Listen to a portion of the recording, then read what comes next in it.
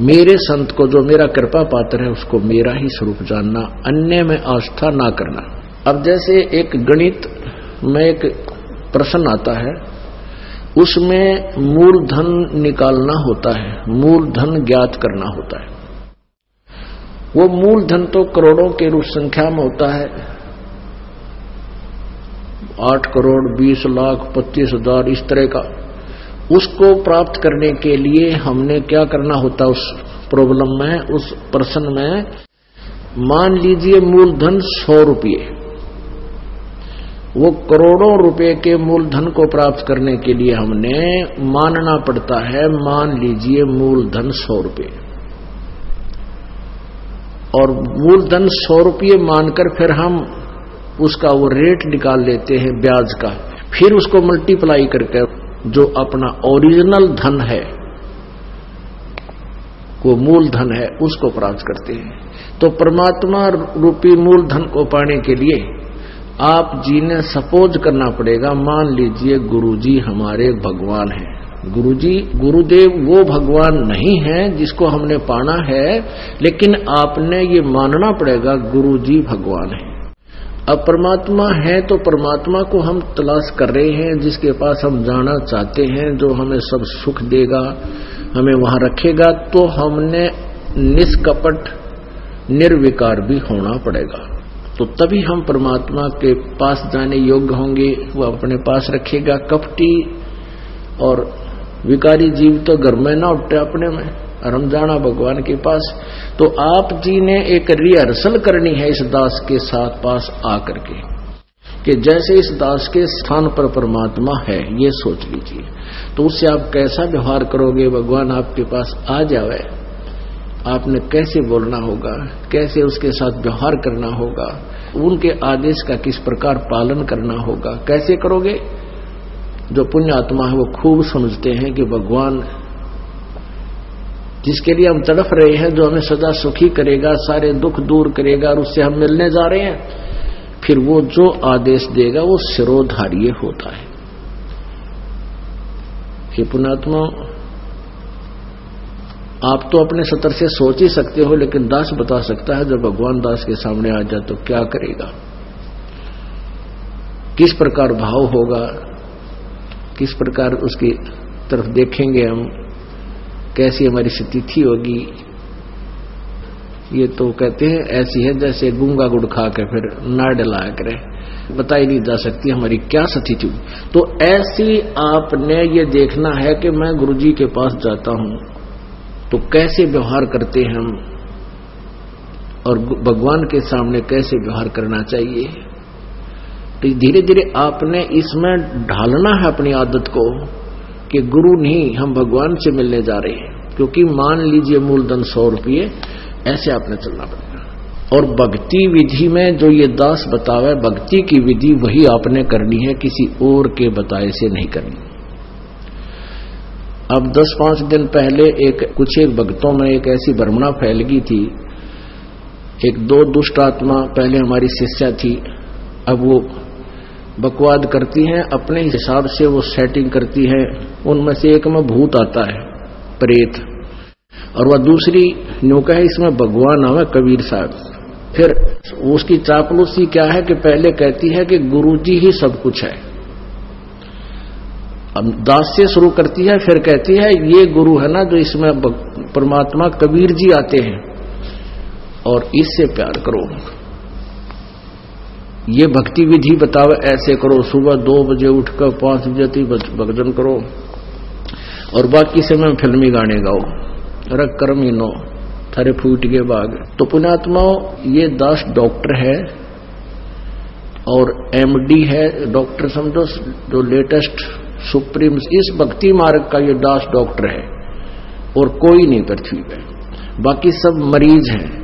और मरीज से के कहने से मरीज दवाई लेने लग गया, दोनों मरेंगे, क्योंकि वो तो नहीं मरेगा, उसने दवाई गलत खा ली, उसको ऑपरेशन होगा, क्योंकि परमात्मा उससे नाराज होगा। ये भक्ति का जो ट्रीटमेंट है ना, टेबलेट दास बताओ वैसे ही लेनी है आपने, अर्थात जैसे भक्ति दास के ऐसे करो। नाम उठत नाम बैठत नाम सोवत जागवे, नाम खाते नाम पीते नाम सेती लागवे। मान लीजिए आपका सुबह उठने का अभ्यास है तो अच्छी बात है, उठ जाइए, उठ के कर लो, लेट के कर लो, बैठ के कर लो, आंखें खोल के कर लो, बंद करके कर लो, लेकिन सिमरण पर ध्यान रखना पड़ेगा। मैं क्या सिमरण कर रहा हूं, किस मंत्र का जाप कर रहा हूं, उस मंत्र पर सुरत नृत मन, और चौथा ये श्वास पवन जिसको बोलते हैं, ये चारों मिलाकर करनी पड़ेगी। और इसको चाहे इस सिमरण को आप माला से कर ले या बिना माला से कर ले, वो आपकी इच्छा। जैसे पहली वाले बच्चे होते हैं, जैसे कलम तख्ती पर लिखते हैं, बार बार उसको मिटाते थे, लिखते हैं, फिर बड़े होकर के उनको ना आवश्यकता पड़ती है तो कोई आवश्यकता नहीं। लेकिन माला से जाप करना अच्छा है, बुरा नहीं, क्योंकि परमात्मा कहते हैं ऐसे जाप ना करो जैसे माला तो कर्म फिरे और जीव फिरे मुख माही, और मनवा तो 14 पर ये सुमरण नाही। माला आपके हाथ में है, आप मणियां तो फेर रहे हो, मन का फेर रहे हो, और जीभ भी बोल रही है और मन उस पर लगा नहीं, तू बोल क्या रहा है, कहती ये सिमरण नहीं है।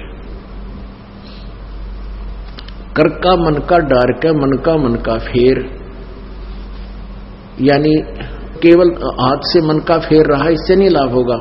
मन को इस श्वास के ऊपर लगा, यानी सांस का, जब भी आप सिमरण करते हो तो आपको ये ज्ञान होना चाहिए मैं बोल के रहा हूं। जैसे सांस सुमन करते हो, बाहर कौन सा मंत्र बोल रहे हैं, छोड़ रहा हूं, उसके ऊपर ध्यान हो, मैंने श्वास से क्या बोला, और जब जाप है ये बोल के नहीं करना। यानी इसको सुरत और शब्द अभ्यास कहते हैं। सुरत और शब्द, शब्द तो ये मंत्र है, ये जैसे बाहर छोड़ा उस शब्द पर ध्यान लगावे, तो सुरत शब्द ये अभ्यास करे।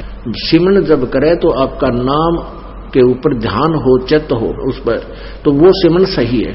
अंदर कौन सा लिया, क्या बोला, तो ये तो सिमरण है सही। और वैसे आप श्वास चल रहा है, आप ध्यान कहीं घूम रहे हो, कहीं जा रहा तो वो नहीं। जैसे आप प्रथम मंत्र जाप करते हो, उसमें भी मैं क्या बोल रहा हूं, पहला मंत्र क्या बोला जा रहा है, दूसरा भी, तीसरा भी, उसके ऊपर ध्यान रहे मैं के बोल रहा हूं। और रह कर ये भी कभी कभी याद आ जाए कि आपको ये पता हो कि ये प्रथम मंत्र किसका है, दूसरा किसका, तीसरा, चौथा, पांचवा, ये किस किस देव शक्तियों के हैं, ये भी आपको ध्यान में रह कर एकाजीवर आ जाना चाहिए। अन्यथा जैसे बोल रहे हैं उस मंत्र पर अवश्य ध्यान रहे मैं बोल क्या रहा हूं। चाहे उच्चारण उसको वैसे प्रथम मंत्र उच्चारण करके भी कर सकते हो, लेकिन ध्यान अवश्य रहे, मन मन में भी कर सकते हो। और जो दूसरा मंत्र सतनाम है, इसको केवल श्वास से किया जाता है, उस पर भी ध्यान रहे मैं बाहर क्या छोड़ रहा हूं, अंदर कौन सा ले रहा हूं। 2 अक्षर का होता है ये सतनाम, 1 अक्षर बाहर छोड़ना होता है, 1 अंदर लेना होता है। तो मैं क्या बाहर छोड़ रहा हूं, क्या अंदर ले रहा हूं, कौन सा मंत्र मैंने जाप किया है, उस पर चित्र है, वो शब्द रहे, सुरत शब्द, उस शब्द पर या सुरत रहे, ये ध्यान रहे, इसको सुरत शब्द अभ्यास कहते हैं। ये दूसरे नकली पंथाड़े कहते हैं सुरत और शब्द का ध्यान करें, 2.5 घंटे सुबह, 2.5 घंटे सामने बैठ जाए, को लूसा गाड़ गए, और फिर कहते अंदर शब्द सुनना है, ये सुरत शब्द अभ्यास है। अरे झूठा ज्ञान ध्यान कहाँ ला रहे, तेरा ज्ञान ही व्यर्थ है, तुम ढूंढ कहाँ रहे हो, ये बात विदा चतुराई है। इस नाम के सिमरण से आपके अंदर वो धुन प्रकट होएगी, और जो वास्तविक धुन, ये तो काल की धुन है जो शरीर में तुम सुनोगे, इससे बाहर सचखंड के अंदर जो सुरत है वह शरीर से बाहर निकलकर आत्मा फिर सुनेगी। शरीर में रहते हुए आपका एकदम सूक्ष्म शरीर बाहर चढ़ेगा और फिर वो धुन सुनाई देगी। शरीर में रहते हुआ धुन परले पार वाली नहीं सुन सकते, ये मूर्ख बना रखा था हमारे को। सुरत शब्द अभ्यास का गाटा जोड़ रहे थे और सुरत का बेरा न शब्द का पता। शब्द क्या, शब्द यानी मंत्र, अक्षर जिसका हम जाप कर रहे हैं उसको शब्द बोलते, और सुरत उसके ऊपर ध्यान रहे, ये सुरत शब्द अभ्यास है। कबीर कलयुग आए के किए बहुत जो मीत, जिन दिन बांधा एक से ते सुख सोव न चीत। कबीर गुरु मर्याद न भक्तिपन, नहीं पिया का अधिकार, कह कबीर व्यभिचारणी का कहीं नहीं सत्कार। अब जैसे अभी आपको पता है कि वो दो निकम्मी आत्मा, एक ने कहा इसमें भगवान आता है, 10-20 भगत खराब हो गए थे, उनका पता लगा, उनको डांटा धमकाया निकम्मियों को कि तुम बर्बाद हो जाओगे, इसी ये दुष्ट करा कितने धक्के खाते आंडे। यहाँ पहले भी कबीर साहब की वाणी यही थी, गीता जी भी यही थी, वेद भी यही थे, किसी ने कैसे का भी नहीं पता था। इस दास से थोड़ा बहुत ज्ञान सुन के पंसारी बनना चाहते हैं। हमने तो बड़े बड़े ढाणे हैं, ये दो कुतरू फेर पैदा होते हैं। कहते हैं संगत माए कुसंगत उपजा, जैसे बन में बांस, पाग किस आग लगा दे करे बनखंड का भी नाश। ऐसे दुष्ट टाइप के इंसान होते हैं जो संगत में से कुसंगत उपजती है। जैसे वन के अंदर बांस उग जाता है, वन में बांस होता है बम्बू, वो क्या होता है कि जब तेज हवा चलती है तो ऐसे थपेड़े लगते हैं, वो ऐसे आपस में घिस के और उन बांसों से आग लग जाती है और पूरे दावानल का रूप धारण कर लेती है, पूरे बनखंड को, पूरे जंगल का नाश कर देती है। कहते ऐसी नकमी आत्मा जो होती है वो संगत में से कुसंगत उत्पन्न हो जाती है, वो आपस में बकवास करके पूरी संगत का नाश कर देते हैं। तो ऐसे कीड़ों से भी हमने सावधान रहना चाहिए। कोई भी भक्ति मार्ग का आपको गाइडलाइन दास देगा, अन्य कोई नहीं दे सकता। आप जी ये भी नहीं कह सकते, किसी कोई पूछता आपसे कि सुवर्ण कैसे करूं मैं, दूसरे मंत्र का सतनाम का सारनाम का तो आपने जिक्र करना ही नहीं है किसी के सामने। आप नहीं बता सकते उसको कि ये मंत्र बाहर छोड़िए अंदर ले, नहीं तो आप उसके गुरु हो जाओगे, आपका नाम खंड हो जाएगा। आप उसको ऐसे बता सकते हो कि गुरुजी ने मुझे ऐसे बताया, मैं तो ऐसे सेवन करता हूं। वो भी सतनाम जिसने ले रखा हो, जिसने ले नहीं रखा उसको नहीं बता सकते। जिसने ले रखा है वो कहता मेरे भूल लगी है, और वैसे तो हम यहाँ शुद्ध करा देते हैं, यहाँ भी आपको पूछ सकते हो। वैसे भी जिसने उपदेश ले रखा है, दूसरे ने भी ले रखा, सतनाम दोनों ने ले रखा है, उसको ये नहीं कह सकते आप कि ये पहला मंत्र ऐसे छोड़ दूसरा ऐसे लेती, आपका नाम खंड हो जाए, क्योंकि आप उसके गुरु बन गए। आप उसको इतना कह सकते हो कि गुरुजी ने हमें ऐसे बताया है, ये मंत्र ऐसे छोड़ना है, ये ऐसे लेना है, वो समझ जाएगा दूसरा कि ऐसा मंत्र। और कोई सीधा बताता है तो ऐसे भक्ति कर, 2 घंटे 3 घंटे सुबह कर, फलाना कर, ये मंत्र ऐसे कर, वो तुम्हारा गुरु बन गया। वो दुष्ट आत्मा ने तेरा भी नाम खंड कर दिया और भक्ति नाश होगी आपकी। तो इस प्रकार के जो मिस हैपनिंग आपके साथ होती है, आपकी भक्ति के ना करवा देती है। उसके लिए आपने पुनरुपदेश लेना पड़ता है, परमात्मा रजा बख्श देते हैं। कहते हैं कबीर गुरु मर्यादा ना भक्तिपन और नहीं पिया का अधिकार। यानी जब दूसरे पर आस्था होगी तो आप अपने मालिक से ऑटोमेटिक कट गए, परमात्मा से। परमात्मा कबीर जी कहते हैं कि गुरु गोविंद दोनों खड़े किसके लागू पाए, और बलिहारी गुरु आपना जिन गोविंद दिया मिलाए। मान लीजिए उस दुष्टा में, उस ढेडनी में बड़ी बात करते हैं, कबीर जी आते हैं, वैसे तो भूत आता उसमें कत्ती जैसे ये।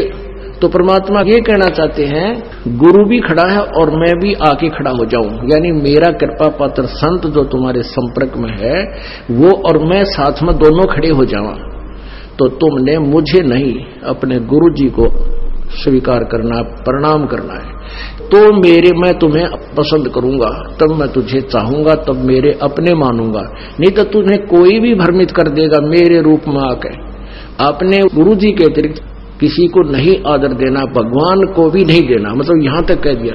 जब उस मान लीजिए उस दुष्टा में कबीर जी आते तो भी मना करते हैं कि नहीं तो गुरु जी को भी मानो, और जो दुष्ट आत्मा उनके पास जाते हैं वो तो उनको भक्ति नाम का अंश नहीं, उनका भट्ठा बैठ गया। तो ऐसे हमने कहते हैं जैसे माता गर्भ को रख यतन बना और ठेस लगे तक्षीण हो जाती रही, ऐसे भक्ति जा। जैसे किसी बहन को मुश्किल से गर्भ रहा हो कई वर्षों में, फिर वही जानती है कि किस प्रकार इस लाल को, इस बच्चे को परिपक्व करना है। सपने में भी डर लगता है कि कहीं करवट बदलते समय बालक पर दाब ना आ जाए, मेरा गर्भ खराब हो जाए। कितनी चिंतित रहती है, ऊंचे नीचे पर पैर ना टिक जाए, भगवान कहीं खान पीन में ऐसी गर्म वस्तु ना खा लो जिससे मेरा बालक खराब हो जाए। तो इतना डर कर आपने इस भक्ति रूपी गर्भ को प्रफुल्लित करना है। जैसे माता गर्भ को रख यतन बना और ठेस लगे तो क्षण हुआ तेरी, ऐसे भक्ति जा। नारी कहावे पीव की रहे और संग सोए, जार सदा मन में बसे खसम खुशी क्यों होवे। देख कितनी गहरी बात बताई जाता है। नार कहावे पीव की, और कहते हैं रह और संग सोए, और जार सदा मन में बसे फिर खसम खुशी क्यों होए। आन उपासना, अन्य के अंदर आस्था नहीं रखनी।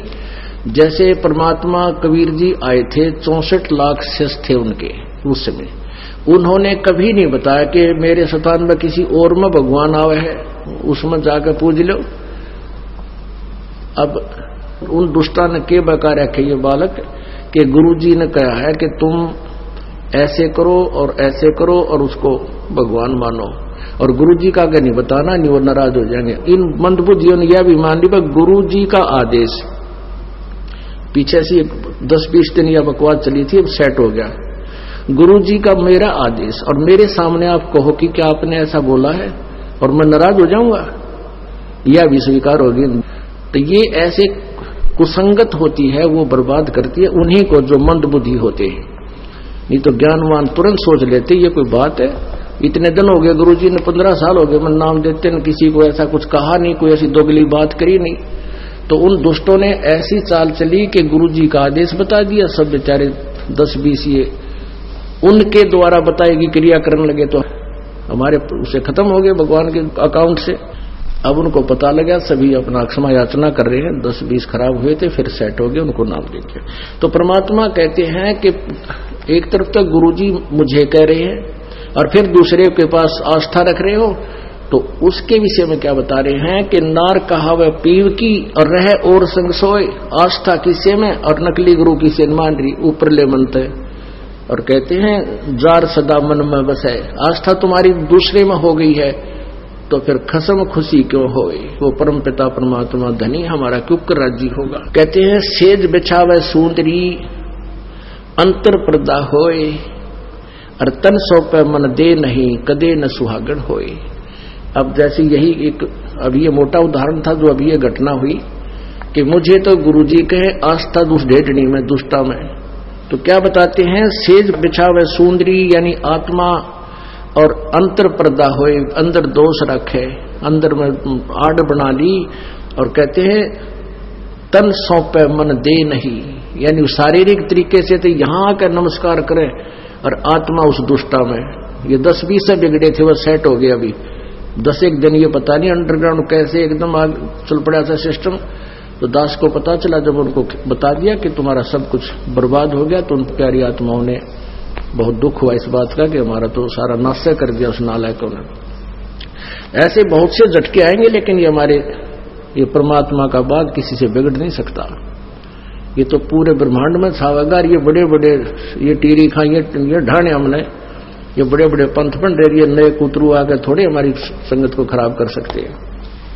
परमात्मा कहते हैं जब तुम भक्ति करते हो और पतिव्रता पद पर रहते हो, यानी 100 वर्ष तो सतगुरु पूजा, एक दिन आन उपासी, वो अपराधी आत्मा भाई पड़े काल की फांसी।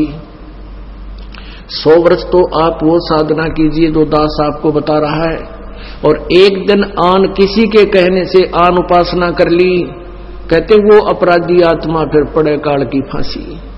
वो साधना आपने किसी और के बताई हुई नहीं करनी है। और जब आप पतिव्रता पद पर रह करके साधना करोगे, पतिव्रता पद का मतलब है केवल एक ही गुरु और दूसरा पृथ्वी पर नीचे भगवान भी आ जाए। ये मालिक कहते हैं गुरु गोविंद दोनों खड़े किसके लागू पाए, उन्हीं का आदेश है। इसीलिए है कि आपको ये काल और अपने दूतों के द्वारा हमारे रास्ते से भ्रष्ट कर देता है। फिर कुछ दिन आपका पुण्य आपके साथ होता है, वो पहले किया हुआ जो इस सतभक्ति का, तो वही आपको देता रहता है। आप सोचते हो मुझे कुछ हानि भी नहीं हो रही है, गुरुजी भी त्याग दिया है और मैं अब साधना भी अपने हिसाब से ही कर रहा हूं, तो पिछला पुण्य जब तक चलेगा, वह बैटरी जितनी चार्ज होगी थी, चार्जर हट गया, चार्जर हटा देने से बैटरी फिर भी काम करती है, इन्वर्टर के पंखे बल्ब फिर भी जगते रहते हैं, लेकिन आगे चार्जर ठीक ना लगने से फिर एकदम सभी आपदाएं आएंगी, सभी बल्ब भी बंद हो जाएंगे, चश्मे ट्यूब बंद हो जाएंगी, पंखे भी नहीं चलेंगे क्योंकि वो डिस्चार्ज होगी। तो परमात्मा कहते हैं 100 वर्ष तक सतगुरु पूजा, एक दिन आन उपासी, वो अपराधी आत्मा फिर पड़े काल की फांसी। और पतिव्रता पद पर यानी अन्य की कोई आस्था नहीं रखनी, केवल ये दास जो बताओ वही साधना आपने करनी है, उसी तरह नियम रखने हैं। कहते पतिव्रता जमीन पर जो जो धर है पांव और समर्थ झाड़ू देते है ना कांटा लग जाए। आपके जीवन रूपी सफर को परमात्मा आपके पाप कर्म रूपी कांटों को ऐसे बुहार देगा, साफ करके रखेगा कि मेरे बच्चे को, मेरी प्यारी आत्मा को ये कर्म रूपी कांटा दुख ना दे दे। कहते समर्थ झाड़ू देते है पतिव्रता। फिर ऐसी जो आत्मा जो एक परमपिता पर रुकने वाली, सच्ची श्रद्धा करने वाली, अपने जीवन रूपी सफर पर पग रखती है तो समर्थ झाड़ू देते है, कहीं ना कांटा लग जाए। बोलो सतगुरुदेव। परमपिता परमात्मा सर्व सृष्टि रचनहार कुल मालिक कबीर साहेब, कबीर देव, अल्लाहु अकबर, उस पूर्ण ब्रह्म की असीम कृपा से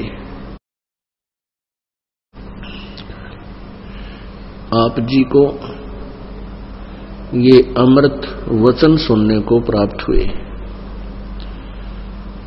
न जाने आपके कौन से जन्म जन्मांतर के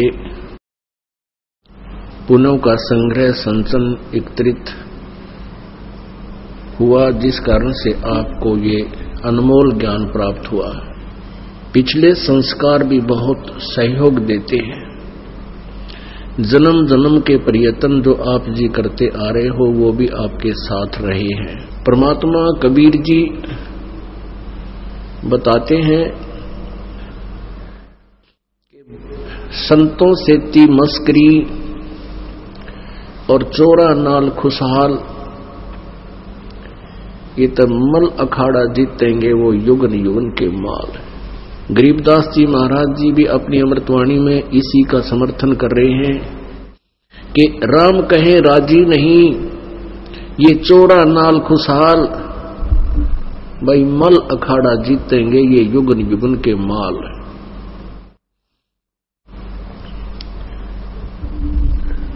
संतों के साथ तो बकवाद करते हैं और स्वयं शास्त्र विरुद्ध साधना करते हैं। संतों के साथ तो मजाक करते हैं, विरोध करते हैं और स्वयं शास्त्र विरुद्ध साधना करते हैं। प्रत्येक वर्ष जो ये कावड़ लेने जाते हैं, ये शास्त्र विधि को त्याग कर इनका मनमाना आचरण है। और प्रति वर्ष 100-150 व्यक्ति एक्सीडेंट में मारे जाते हैं और फिर भी ये भोली आत्मा अगले वर्ष उमड़ कर जाती है और अधिक से अधिक जाती है। अभी 10 वर्ष पहले, लगभग 10 वर्ष पहले एक ऐसी भयंकर घटना घटी थी वहां नीलकंठ के ऊपर। यही कावड़ लाने का समय था और श्रद्धालु उमड़ कर गए हुए थे और अधिकतर वहां जाते हैं जहां नीलकंठ बना हुआ है। एक मंदिर बना हुआ भगवान शिव जी का बहुत ऊंचे पहाड़ के ऊपर। वहां कई हजारों की संख्या में श्रद्धालु गए हुए थे नीलकंठ में बनी उस मूर्ति के दर्शनार्थ। इन अज्ञानियों द्वारा भ्रमित किए हुए श्रद्धालु, क्या हुआ कि ऊपर से कोई पहाड़ का टुकड़ा टूट गया, पत्थर बहुत बड़ा, पानी के रिसने से चारों तरफ से खोखला होकर एकदम ऊपर से गिरा। वहां बनी हुई धर्मशाला तोड़ी, वो नीलकंठ का मंदिर तोड़ा और फिर वो चल पड़ा आगे उस रास्ते हो लिया जिस रास्ते श्रद्धालु ऊपर आ रहे थे। और तो उसको कोई रास्ता मिला नहीं, वही रास्ता था। ऐसे वो पूरा गिरडा बन गया बुलडोजर की तरह और ऊपर से चल पड़ा। हजारों 500-400 तो वो हमारे जहां नीलकंठ के मंदिर में लाइन खड़े थे और फिर जो श्रद्धालु नीचे से आ रहे थे वो उसके नीचे शिकार हो गए। कुछ एक पीछे भाग लिए। पीछे किसी ने कहा कि पहाड़ टूट गया, दौड़ लिए, कुछ बचे, कुछ उसके नीचे क्रश हो गए, खत्म हो गए, पिस गए। उधर से लक्ष्मण झूला, ऋषिकेश में लक्ष्मण झूला नाम से एक पुल है, उसमें श्रद्धालु जा रहे थे दर्शनार्थ। पूरी भीड़ उसमें भर गया था, वो ऐसे चल रहा था। उधर से नीलकंठ से कुछ बचकर भागे हुए थे, उस रास्ते से अलग टड़कर पहाड़ पर चढ़कर नीचे आ रहे थे, उतरकर आवाज लगा रहे थे कि पहाड़ टूट गया, पहाड़ टूट गया, भाग लो भाग लो, और गिरता हुआ ऐसे आ रहा है। तो पुल पर खड़े व्यक्तियों ने किसी ने सुन लिया कि पुल टूट गया, पुल टूट गया। वो कहते रहे थे पहाड़ टूट गया, पत्थर टूट कर आ रहा है, और तो वो बीच वाला ने सुन गया कि पहाड़ टूट गया। अब कोई तो यूं भाग रहा है, कोई यूं भाग रहा है, पुल टूट गया, भाग कर निकलने जल्दी सी बाहर से। तो कुछ तो व्यक्ति पैरों के नीचे मर गए उस लक्ष्मण झूला के ऊपर, कई सैकड़ों की संख्या में। और कुछ एक ने सोचा तुम इस पुल से छलांग लगा के और गंगा में कूद जा, शायद जान बच गया। वो कुछ गंगा में कूद गए, कई सैकड़ों की संख्या में सारे मर गए। उसमें न्यूज पेपर्स में आया था और टीवीज पर भी दिखाया गया था। लगभग 2500 ये कावड़िया कति नष्ट हो गए थे, खत्म हो गए। उसके बाद भी आंख नहीं खुली। पुण्यात्माओं, यदि शंकर भगवान इस साधना से प्रसन्न होता तो ये हादसा नहीं होने देता। दूसरी ये है कि जैसे कल परसों आपने सुना था कि एक ही गांव जला गुड़गांवा के अंदर बाग नामक एक गांव के 4 व्हीलर गया, जिसमें ऋषिकेश के पास जाकर के वो एक्सीडेंट यानी गड्ढे में गिर गया। 150 मीटर लिखा था समाचार पत्रों में, यानी 450 फुट नीचे चला गया और सारे के सारे मर गए। एक गांव के 20 व्यक्ति। ओह, समाचार पत्रों में वो देखे थे नारी नारी चेता, ये भगवान कलेजा मुंह का आवा था। पूरा गांव में करलाट माच गए, जवान बच्चे सारे 20, 22, 24, 30 के आसपास की उम्र इनकी। और फिर परमात्मा कहते हैं हमारा ज्ञान किने ना सुनिया, ये पर भी लेन जात है दुनिया। अब रामपाल को तो बुरा बताते हैं, न्यू कहिए तो देवी देवताओं की पूजा छुटवाता है। इन देवी देवता ने दे दिए टिंडे भी। रामपाल वही साधना बताता है जो हमारे सतग्रंथ बताते हैं, जिसकी हमें पूजा करनी चाहिए और जिसकी ना करनी चाहिए वो सदग्रंथ ही प्रमाण है। गीता जी अध्याय नंबर 16 के श्लोक नंबर 23 में कहा कि शास्त्र विधि को त्याग कर जो मनमाना आचरण करते हैं उनकी न तो गति होती है, न उनको सिद्धि प्राप्त होती है, और न ही उनको कोई सुख होता है। गीता जी अध्याय नंबर 16 के ही श्लोक नंबर 24 में तुरंत कहा है कि इससे तेरे लिए अर्जुन कर्तव्य और अकर्तव्य की व्यवस्था में, यानी कौन सी साधना करनी चाहिए कौन सी ना करनी चाहिए उसके लिए सदग्रंथ ही प्रमाण है। किसी की दंत कथा पर विश्वास मत करना। परमात्मा कहते हैं कि संता नाल मस्करी और ये चोरा नाल खुशहाल है। संतों के तो मजाक उड़ाओ नो का, वो तो न्यू बताओ है, नो का श्राद्ध भी ना निकालो, वो रामपाल तो नो का फूल भी ना उठाना, और गंगा में भी नहाने मत जाना। पुण्यात्माओं, चोरा नाल खुशहाल है। ये नकली संतों के साथ ये प्रसन्न रहते हैं। कोई कितना बेकायदे चारों धामों पर धक्के खाओ। वो धाम क्या चीज है? वो एक सिंपली यादगार है। उन यादगारों में जाने से इस जीव को कोई लाभ नहीं, वैसे धर्म धक्के हैं। और ना जाने कितने प्राणी वहां तक जाने में उनके पैरों तले कुचले जाते हैं। वो पाप तो उसके खाते में लिख दिया जाता है, पुण्य कोई है नहीं, क्योंकि वो साधना शास्त्र विरुद्ध है।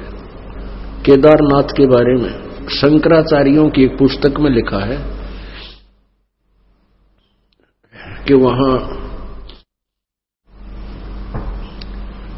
ये पांडव हिमालय वहां गए हुए थे पहाड़ पर, और वहां फिर कहते हैं परमात्मा शिव जी आगे एक भैंस का रूप बना गए, और उस भैंस रूप में शिव जी को कहते भीम ने पहचान लिया, और भीम ने उस भैंस को पकड़ना चाहा तो भैंस पत्थर में समा गई, और उसका पिछला हिस्सा भीम के ठा गया, उसने छोड़ा को नहीं, वो पत्थर बन गया। और कहते उसका एक पैर तो निकला नेपाल में, दूसरा पैर निकला फलानी जगह, उड़ा थोड़ा सा पहाड़ बताओ कि यूं पैर आ रहा पत्थर। तो वो कहते हैं ऐसे ऐसे 4 केदार और हैं। अमरनाथ क्या है? अमरनाथ भी एक धामों में से है। अमरनाथ की कथा है कि जैसे एक समय भगवान पार्वती जी को नारद जी ने जाकर बताया कि हे माता,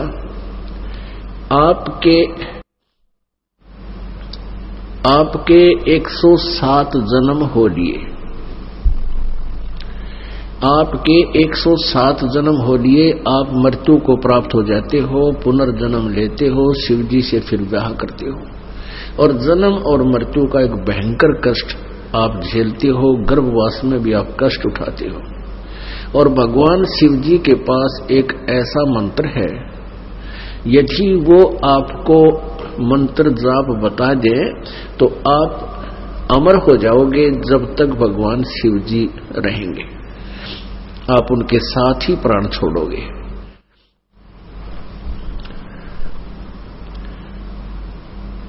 तो पार्वती जी ने कहा कि नारद जी, वैसे ऋषि जी झूठ नहीं बोला करते, लेकिन मेरे आपकी यह बात जची को ना, विश्वास नहीं हो रहा कि भगवान शिव जी के पास कोई ऐसा मंत्र है जिससे मेरा छुटकारा हो सकता है। जन्म मृत्यु शिव जी के तक, जब तक शिव जी रहेंगे तब तक मैं फिर नहीं मरूंगी। पहले तो मेरी यह बात ना जचती कि वो, क्योंकि शिव जी मुझे बहुत प्यार करते हैं और मुझसे कुछ भी आज तक उन्होंने छुपाया नहीं है। दूसरी बात यह है कि मैं तेरी बात पर विश्वास कैसे करूं, मेरी जन्म मृत्यु होती है। तो नारद जी ने कहा कि भगवान शिव जी ने 107 रूंड, यानी खप्पर होया कर सिर, इस नरुंड बोल रहे हैं, इससे ऊपर ऊपर का ऐसा यू हार्ड, मृत्यु के बाद यो हार्ड बच जाता है, बचा लिया करते, और उसमें नाका में धागा पोक है और माला बना रहे थे 107 ये सिर खप्परों की, खोपड़ी की। तो कहने लगा कि ये 107 जन्म हो चुके आपके, और भगवान शिव जी ने ये आपके ये गले में माला डाल रखी, आपके शीश हैं। अब नारद जी तैया कह कर चला गया, और पार्वती जी को बहुत चिंता होगी कि नारद की बात झूठी में मानूं कैसे, और भगवान शिव जी मुझसे कभी आज तक छुपाया नहीं किसी वस्तु को, उन्होंने मुझे ये अमोघ मंत्र दिया क्यों नहीं। अब भगवान शिव जी आए अपने घर पे। पहले तो पार्वती जी जैसे पत्नी अपने पति से व्यवहार करती है ऐसे बोला करती है, आज तो बहुत देर कर दी, कहाँ चले गए थे, जैसे डांट भी मार देती थी, सब्जी ना लाए, फलानी चीज ना लाए। लेकिन उस दिन जो ही भगवान शिव जी आए और चरणों में शीश रखा, और ये शिक्षा नारद जी दे गए थे कि माता अभी तक आप उनको अपना पति मानते हो, आप उनको परमात्मा की दृष्टि से देखो, विनम्र हो के याचना करो, चरणों में शीश रखो, तब वो प्रसन्न होकर आपको कुछ वस्तु देंगे। तो जो ही भगवान शिव जी घर पर आए और पार्वती ने चरणों में शीश रखकर फूट फूट कर रोने लगी और कहने लगी, प्रभु मुझसे अवश्य कोई भूल बनी है जिस कारण से आपने मुझे किसी अनमोल वस्तु से वंचित रखा है। अब पार्वती भगवान शिव जी बोले, ऐसी क्या बात है कि आपके पास एक ऐसा मंत्र है जिसको आप खुश होकर प्रदान कर देते हो, उसकी उम्र बहुत लंबी हो जाती है। ये भगवान, मेरे 107 जन्म हो चुके और आपने ये सिर मेरे ही टांग रखे हैं, माला बना रखे मेरे शीश है। ए प्रभु, अवश्य मुझ तुझ प्राणी से भूल बनी होगी जिससे आपकी मैं कृपा पात्र नहीं बनी, और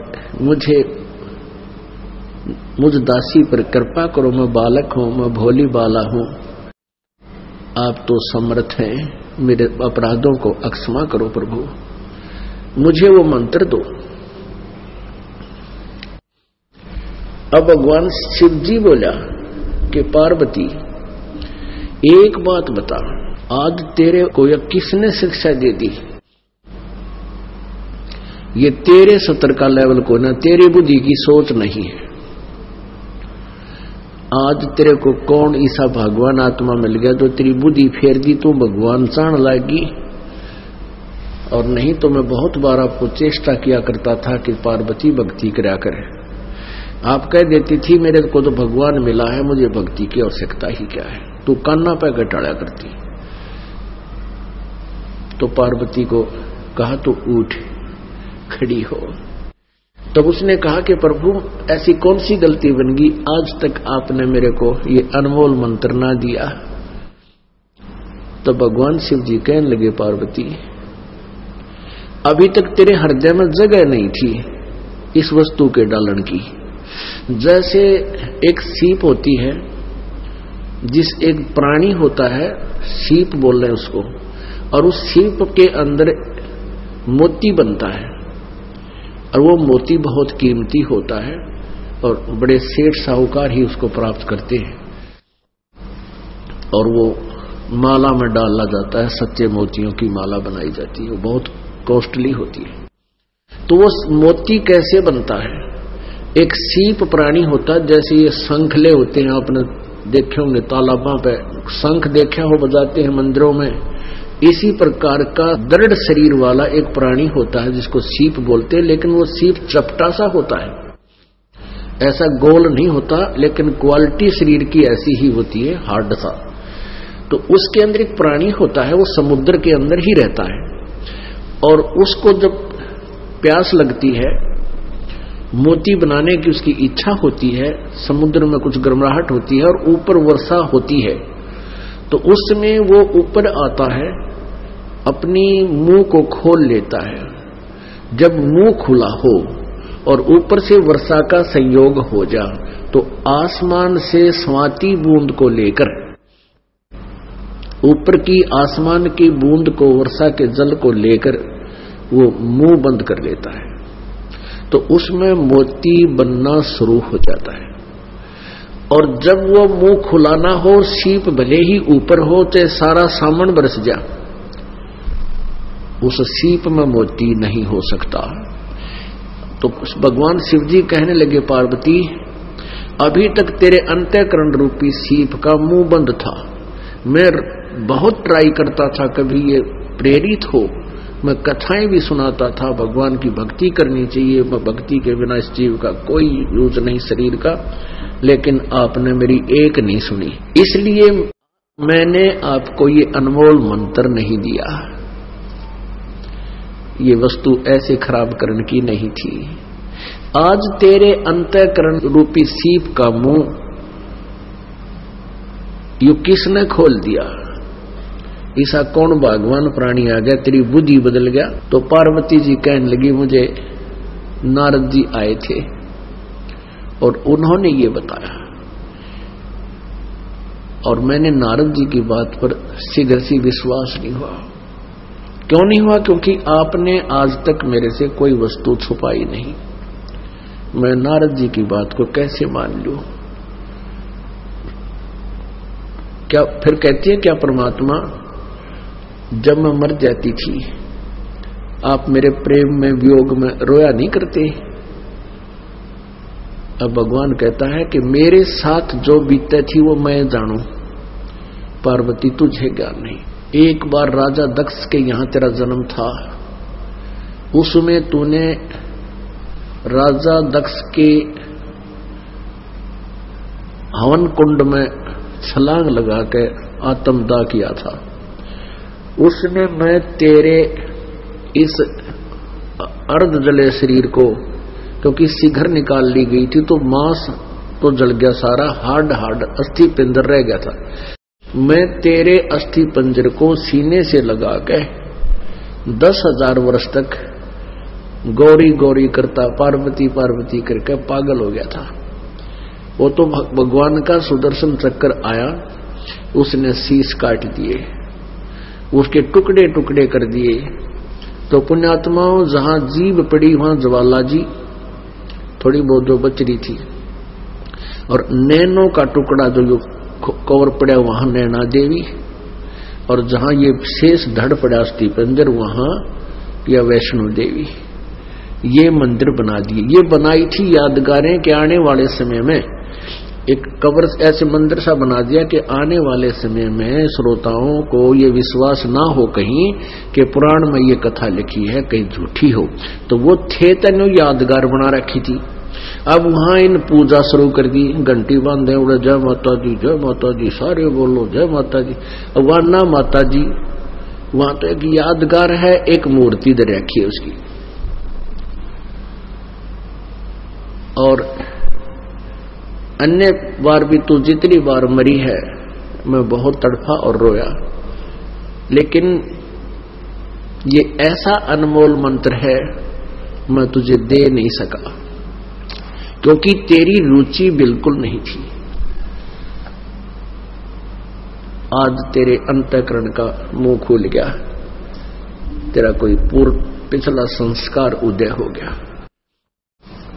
तो कहा कि चल ऐसे स्थान पर ये नाम दूंगा जहां कोई पक्षी पशु जीव जंतु भी हमारी इस अमर कथा को ना सुन ले। पुण्यात्माओं, आम व्यक्ति जो भक्ति से संबंधित नहीं है, परिचित नहीं है,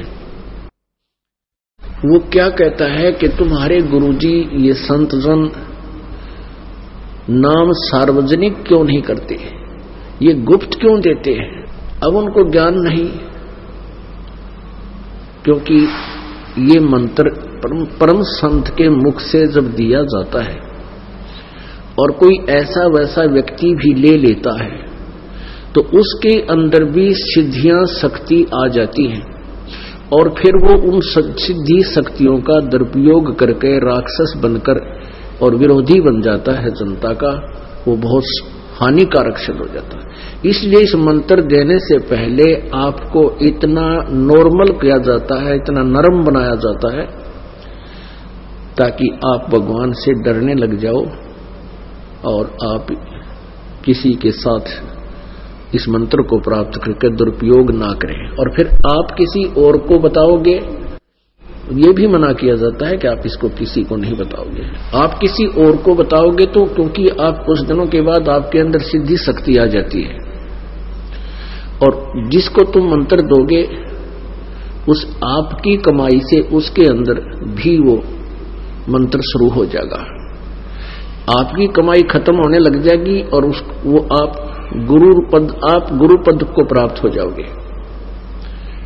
दोनों के भक्ति का विनाश होना शुरू हो जाएगा। इसलिए न तो आप किसी को ये मंत्र दे सकते और न ही इस संत को सार्वजनिक, इस मंत्र को संत सार्वजनिक कर सकते। ये परमात्मा का दोष बन जाता है, फिर अपराधी बन जाते हैं। ये नियम है। तो इसलिए भगवान शिव जी ने कहा कि चल पार्वती, ऐसे स्थान पर चलते हैं जहां अपनी इस वार्ता को कोई ना सुन सके। तो कहां गए? जहां आज वो अमरनाथ का मंदिर बना रखा है। भगवान शिव जी ने एक ऐसा स्थान देखा, वहां पर एक सूखा वृक्ष था। सूखा वृक्ष था जिसके पत्ते नहीं थे, टहनी और उसका तना शेष था उसमें। उसके खोगर में, उसके अंदर जैसे पुराने सूखे हुए वृक्ष होते हैं, उनके एक शरीर के उसके तने के अंदर सुराख सा होता है, उसको खोगर बोले। उसके अंदर एक मादा तोता ने अंडे दे रखे थे और भगवान शिव जी ने उसी वृक्ष के नीचे अपना डेरा ला लिया कि यदि हम हरे वृक्ष के नीचे बैठूंगा तो हो सकता है कोई पक्षी भी आकर बैठ जाए, मैंने दिखाई ना देगा। इस सूखे पेड़ के नीचे बैठूंगा तो कोई पक्षी भी आओगा तो मेरी दृष्टि पड़ जाएगी। उससे पहले भगवान शिव जी ने अपने हाथ से ऐसे 3 ताड़ी मारी, 3 बार ऐसे हथेली बजाई। उनकी आवाज इतनी भयंकर थी कि आसपास के पक्षी पशु उड़कर पक्षी दूर भाग गए। उस खोगर के अंदर अंडे स्वस्थ थे, उन अंडों से बच्चे बनकर भी वो तोते के बच्चे उड़ गए, लेकिन एक गंदा अंडा था और वो गंदा अंडा वहीं रह गया। और उस अंडे का जिस प्राणी का संयोग था वो जीव आत्मा भी उस गंदे अंडे के चिपकी रही। अपना आत्मा, ये तत्व ज्ञान है, ध्यान से सुनना, विचार करना। जैसे इन नकली संतों ने, ब्राह्मणों ने, गुरुओं ने ये फूल चुनने की आदत डाली, रिवाज डाली, इसका क्या कारण था? क्या होता है कि हम जहां भी रहते हैं उसके अंदर इतने लीन हो जाते हैं, उसके साथ हम इतना मोहित हो जाते हैं, उस पर आसक्त हो जाते हैं, उस वस्तु को हम जल्दी से भूलते नहीं। जैसे वो गंदा अंडा हो गया था लेकिन उसमें जीव था, वो जीव, अंडा गंदा हो गया लेकिन जीव वही रहा, उसके चिप क्या रहा कि मेरा शरीर है, मेरा बॉडी है, मेरा अंडा है। जो भक्तिहीन प्राणी मृत्यु को प्राप्त हो जाते हैं उनको सभा कर दिया जाता है। उनके जो अस्थि पिंजर होती हैं, हड्डियां, जलने के बाद भी कुछ जलती नहीं, कितनी फूंक ले उन्हें बस रह जाती थोड़ी बहुत। जिसमें वो प्राणी यहां से गया शरीर छोड़कर, फिर ऊपर गया धर्मराज के लोक में, वहां जाने के बाद उसके संस्कारवश उसकी मान लीजिए प्रेत योनि हो जाती,